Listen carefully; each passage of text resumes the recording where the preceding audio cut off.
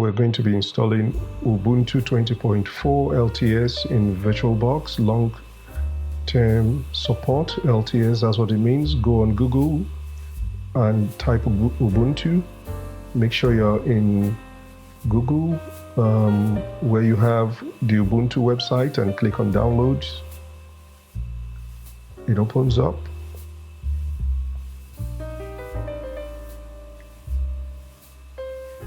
Yeah, the desktop version is what we want. So we'll click on that, and then it takes us to where we have the ISO file, which is the actual software. Take a very good look at the system requirements. Make sure your computer exceeds or meets these requirements.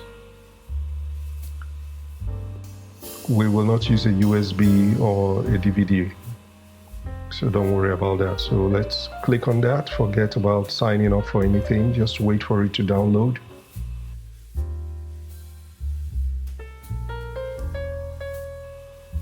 So open up VirtualBox.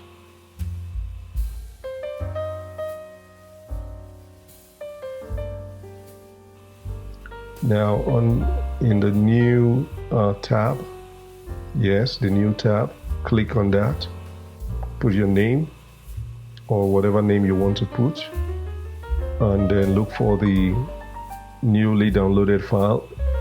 All this is sped up in this video, but because the file is about 6 GB, so it will take a good while. This whole tutorial will take about an hour plus to install. Click on next. Here you have your username and password. Ensure you change the username from VBox user. If you want to keep it, you can keep it, right? And then put a new password. But remember these info because you need it to log in. Here we need your processor. You can make it 2-core, and you leave your memory the same. Then your disk, leave it at the same.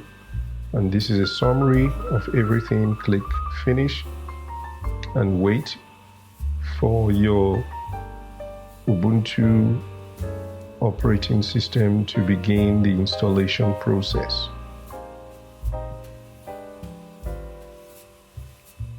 So this whole installation will take not less than an hour, but I'm just speeding everything up. So from here on, it's going to take a while to load, to download, install files, packages. You just have to be patient. Okay. You have to be patient here.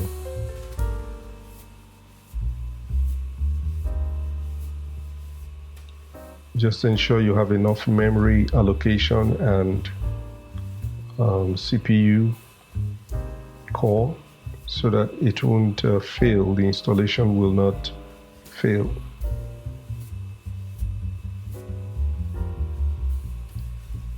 So it's good to leave your memory, the default memory it's allocated to you, but the CPU you can move it to 2-core or more depending on the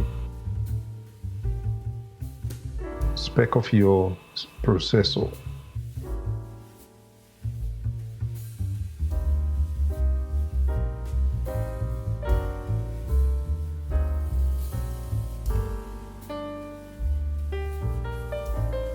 So Ubuntu is a Linux flavor. It's about the most widely used Linux flavor. You've got Red Hat, you've got all the other types. Okay, installation done. And the operating system is booting up. So you have to give it some time to boot up. Okay, we are done. Remember the username you entered at the beginning. Put your password. Ensure it's a correct password. And hit enter on your keyboard.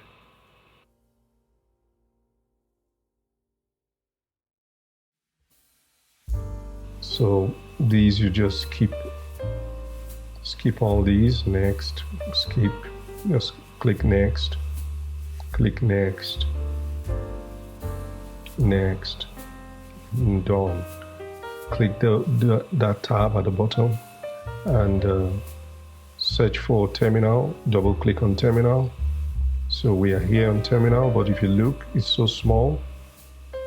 Don't upgrade, just cancel the upgrade. Go to view and click on scaled mode and switch. So now we have a bigger terminal view. Okay, so let's update our package manager. If you have this error, I'll show you the first solution. There are two solutions.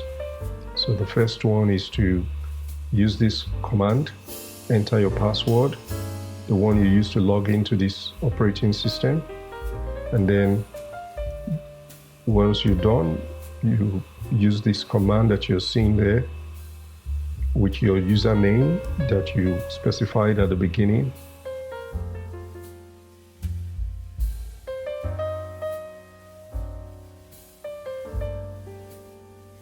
Basically, this is it. You can now log out, and that's one way to do this. So the second solution is to go into the vsudo file, go to your root and type that command and scroll down to, I'll put a red rectangle to show you where you need to make changes.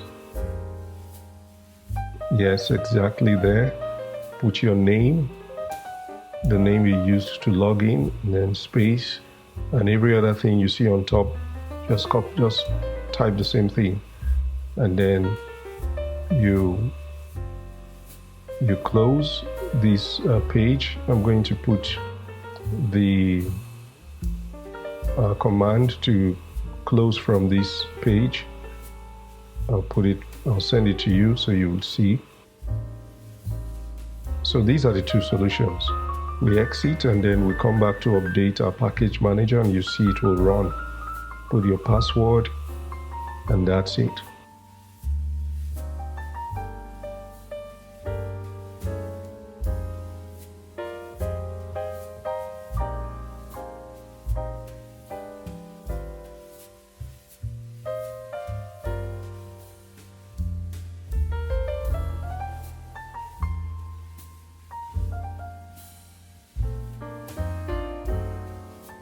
So a lot of these installation process was sped up.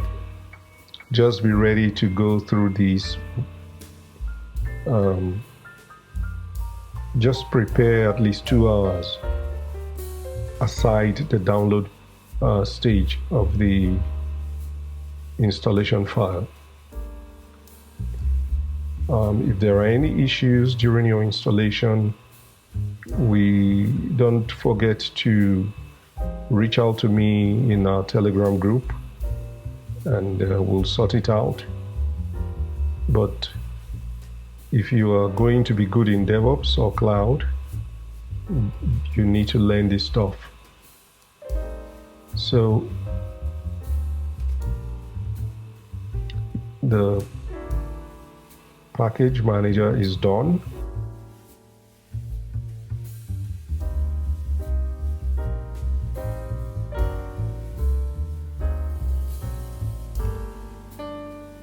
Thank you for getting this far. You'll do well as we proceed. Let me stretch the screen a little bit with the training. Goodbye, and see you in the next lab.